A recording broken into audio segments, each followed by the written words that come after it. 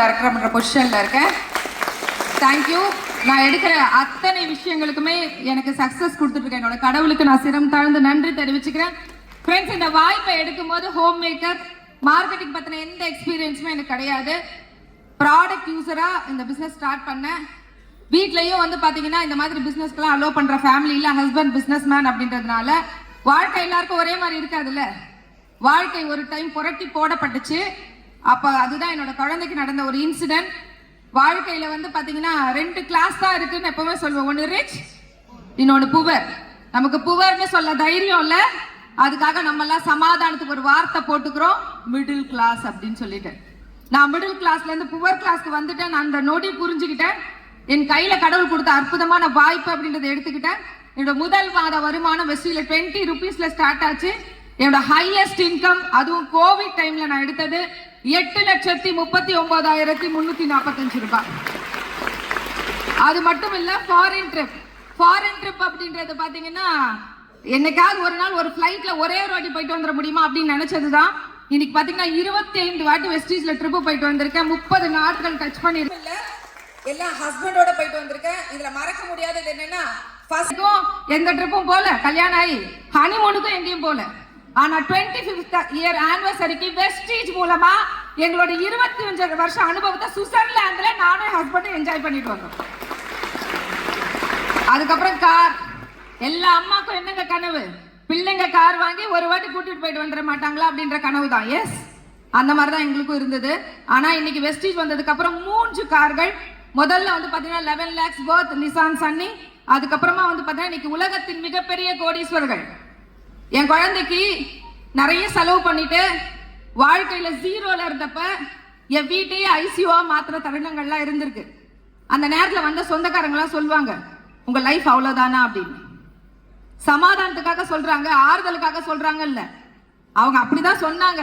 ஆனா நம்மளோட குழந்தைங்களோட மனசுல என்னவா இருக்கும்? அது நம்ம லைஃப் முடிஞ்சு போச்சுன்னு நினைச்சிருக்கோம்ல. ஆனா இன்னைக்கு நிறைய பேர் ஏங்குற, நிறைய பேர் தொட்டு பார்க்க ஆசைப்படுற மெர்சிடிஸ் பென்ஸ்ல என்னோட பிள்ளைகளோட வாழ்க்கை பயணம் போய் நம்ம பாத்தீங்கன்னா ஷிஃப்ட் டிசையர் கார் 3 கார்கள் வாங்கியாச்சு.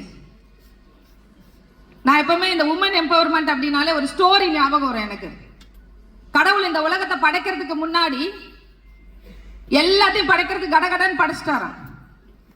ஒரே ஒரு படைப்புக்காக கடவுள் காணாம போயிட்டாராம். அப்ப எல்லாரும் தேட ஆரம்பிச்சாங்களாம் கடவுளை. என்னப்பா காணாம போயிட்டாரு, ஒரு 7 நாள் ஆச்சு, கடவுள் எங்கேயுமே காணாமே அப்படின்னு தேட ஆரம்பிச்சாங்களாம்.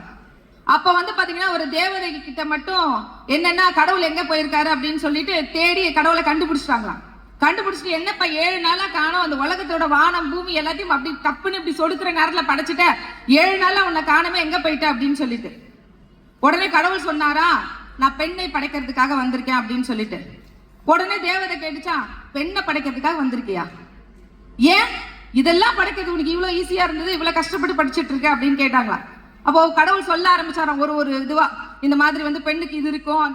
சொல்ல சொல்ல உடனே தேவதை நினைச்சுச்சான், ரொம்ப கரடு முரடா இருக்கும் போல் இருக்கு இந்த பொண்ணு அப்படின்னு சொல்லிட்டு. வந்து தொட்டு பார்த்தாங்க அந்த பொண்ணை. தொட்டு பார்த்த உடனே ரொம்ப சாஃப்டா இருந்துதான். உடனே கடவுளை கேட்டுச்சான், என்ன நீ சொன்ன குவாலிட்டி எல்லாம் பார்த்தா கரடு முரடா இருக்கும்னு நினைச்சேன், ஆனா இவ்வளவு சாஃப்டா இருக்கு இந்த பொண்ணு அப்படின்னு.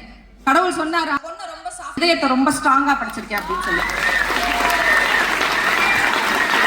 எல்லாம் கேட்டுட்டு தேவதை கேட்டுச்சா, இவ்வளவு குவாலிட்டி சொல்றீங்க இந்த பொண்ணு கிட்ட, அப்ப இந்த பொண்ணுகிட்ட குறையே இல்லையா அப்படின்னு. அப்ப கடவுள் ரொம்ப வருத்தப்பட்டு ஒரு விஷயத்த சொன்னாராம், நான் இவ்வளவு குவாலிட்டிஸோட இந்த பொண்ணை படைச்சிருக்கேன்ல, இந்த உலகத்துல படைத்த எல்லா படைப்புகளை விட சிறப்பா இந்த பொண்ணை படைச்சிருக்கேன்ல, இந்த உலகத்தை ஒரு உயிர் ஜெனிக்க ஒரு கிரியேட்டரா அவளை படைச்சிருக்கேன்ல. ஆனா இந்த உலகத்துல 99 பெண்கள் இதை தெரியாமையே செத்து போயிடுவாங்க. ஒரே ஒரு சதவீதம் பெண் மட்டும்தான் கடவுள் படைச்சதுல நான் உன்னதமான படைப்புன்னு நினைச்சு இந்த உலகத்தையே வெல்லுவா அப்படின்னு சொன்னார். அப்படிப்பட்ட கடவுள் படைத்த உன்னதமான படைப்பு தானே நம்ம. நம்மளால நினைச்சா முடியாது இந்த உலகத்துல ஏதாவது இருக்கா? பேர் தெரியாது, ஊர் தெரியாது, நம்மளை பாராட்டுறதுக்கு ஒருத்தர் கிடையாது. சொன்னார்ல அசோக் சார், காலையில எழுந்திருப்போம் சீக்கிரமா, நைட் எல்லாரும் படுத்ததுக்கு அப்புறம் படுப்போம். ஒரு பாராட்டும் ஒரு விஷயமும் இல்லாத இந்த உலகத்துல பிறந்த நமக்கு வெஸ்டீஜ் அப்படின்ற ஒரு வாய்ப்பு கிடைச்சிருக்கு. நேத்து தீபக் சார் சொன்ன மாதிரி தான் பெண்களுக்கு இந்த வாய்ப்பு ரொம்ப அதிகமா இருக்கு. அதுவும் இந்தியாவை பொறுத்த வரைக்கும் நாட்டுல நிறைய பெண்கள் சதவீதம் ஏறிட்டே இருக்கு வேலைக்கு போற பெண்கள். ஆனா சவுத்ல மட்டும் ஹவுஸ் ஒய்ஃபோட எண்ணிக்கை அதிகமா இருக்குன்னா அப்ப ஆப்பர்ச்சுனிட்டி இங்க தானே அதிகமா இருக்கு. இங்க உட்கார்ந்து இருக்கிற ஒரு பெண்ணும் முயற்சி எடுத்தா அடுத்தது உமன் எம்பவர்மென்ட் டிவி தொடர்ல நடக்கணும். விஷயம்